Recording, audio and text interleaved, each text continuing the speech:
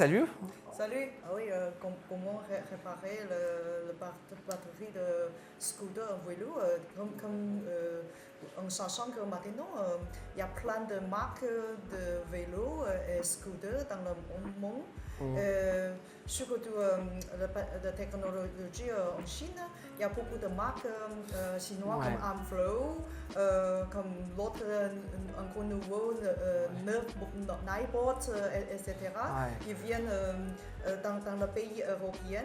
Donc le problème, c'est ce que quand la batterie se casse et ne fonctionne pas, comment on peut le réparer? C'est une bonne question. Alors, du coup, la question que tu me poses, elle est très bien parce que ça permet de répondre à un point très essentiel.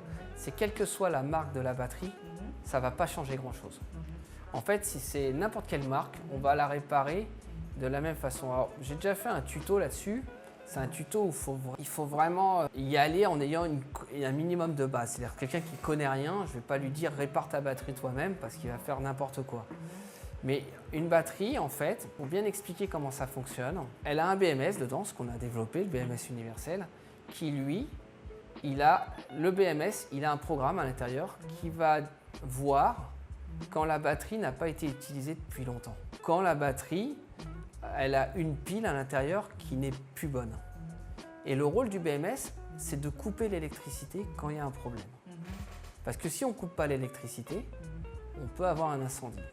On peut, ça ne veut pas dire qu'on va avoir, mais on peut avoir.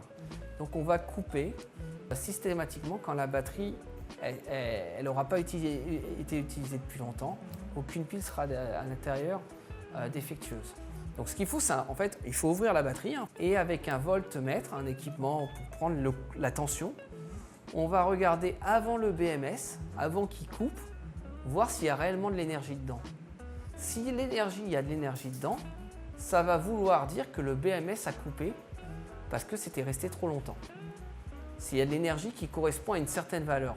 Par exemple, je précise quand même un peu, si la batterie est une 48 volts, si à l'intérieur il y a 46 volts ou 45 volts et que derrière le BMS il y a 0, enfin quand on branche le courant il y a 0 et pourtant quand on regarde dedans avant le BMS, avant qu'il coupe, il y a 46 volts, ça veut dire qu'il s'est mis en sécurité parce que ça faisait longtemps qu'il n'était pas utilisé.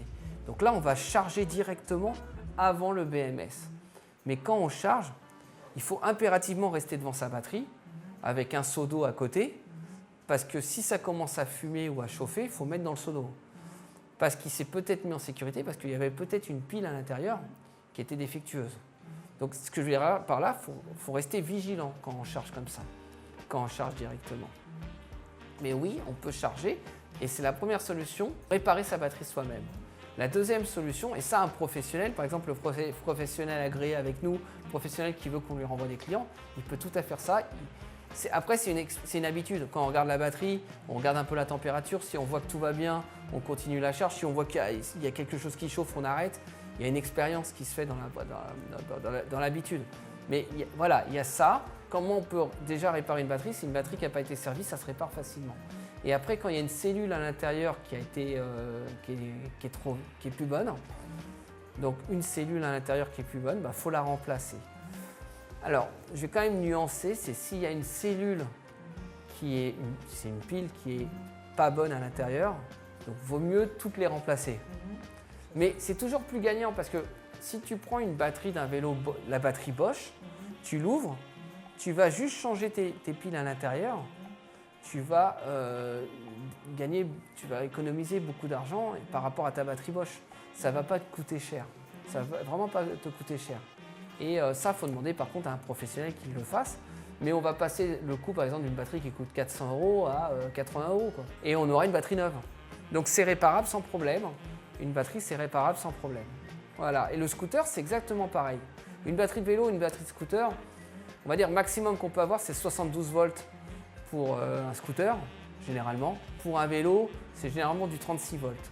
Mais en standard, en scooter, on est sur du 60 volts. 72, c'est quand même assez rare. On est sur 100 et du vélo, du 36 volts. Donc ça se répare très facilement. Voilà, une batterie de vélo ou de scooter, ça se répare. Et donc, s'il y a des gens qui veulent les faire réparer, on peut mettre en lien pour les faire réparer. Donc, Ça veut dire avec votre technologie, on peut réparer vachement tout, de toutes les marques sans souci, c'est ça? Ouais, alors là pour les batteries de vélo ou de scooter, il n'y a même pas besoin de technologie, il y a besoin de compétences en fait. Il y a besoin d'être compétent. J'en ai parlé dans l'autre vidéo. Si on a des partenaires qui souhaitent se mettre dans cette activité, on peut leur renvoyer des clients, c'est juste une question de compétence. On ne va pas dire à tout le monde vous pouvez tous le faire. Parce que s'ils font n'importe quoi, les gens, ça peut faire un incendie.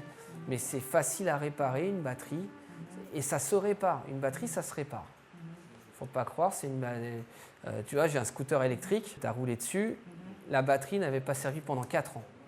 Elle était en sécurité, il n'y avait plus de courant. J'ai rechargé avant le BMS, parce qu'il n'y a pas mon BMS sur la batterie, et il fonctionne très bien. Tu as vu mon scooter, tu t'es roulé encore ce midi dessus, il fonctionne bien. Donc c'est pas parce que la batterie, il n'y a plus rien qu'elle ne fonctionne plus. C'est juste une sécurité. Voilà, c'est tout. C'est tout, merci. Merci.